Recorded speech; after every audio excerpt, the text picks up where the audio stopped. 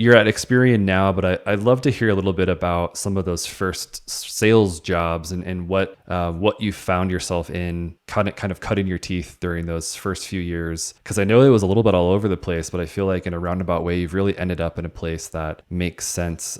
So the first one was Ernest Packing, of all places. Yeah.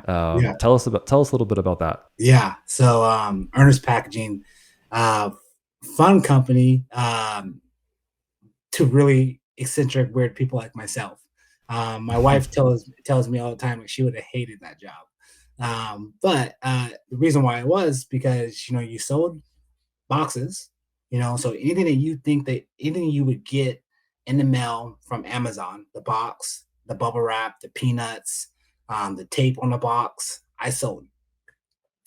And we differentiated ourselves with customer service.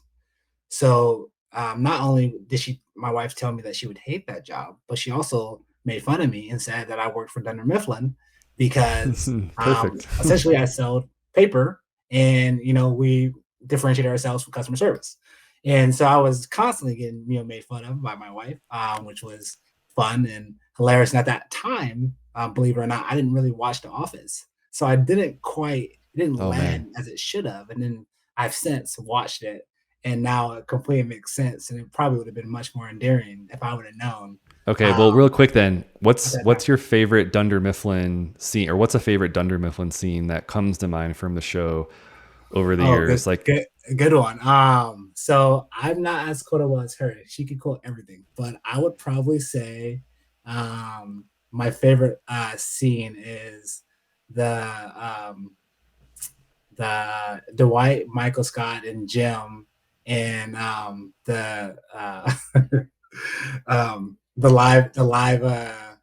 what is it called? Like I guess mock call oh yeah, Dwight's doing with Michael Scott, and I guess in Jim, because Michael Scott kind of gets in there eventually.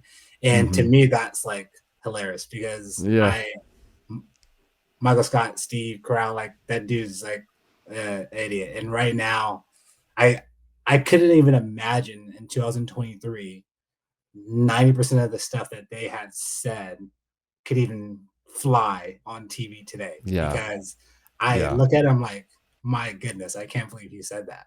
yeah. It And actually so, makes me think of a Michael Scott face thinking about thinking about some of the lines in that show for 2023, like just the cringe face of Michael yes, Scott. yes. So, but I as a salesperson, I just think that it's hilarious because sometimes you get a manager in there who doesn't quite get it because they understand it, but they're not quite in the trenches anymore.